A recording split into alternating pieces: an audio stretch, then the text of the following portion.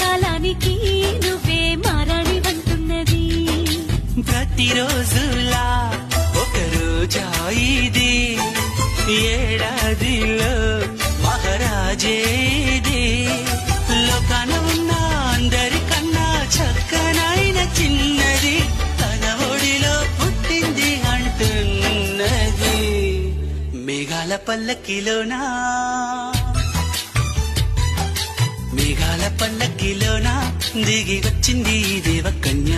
మిలమిల మెరిసిన శశికళ చినుకుల కురిసిన హరివిల్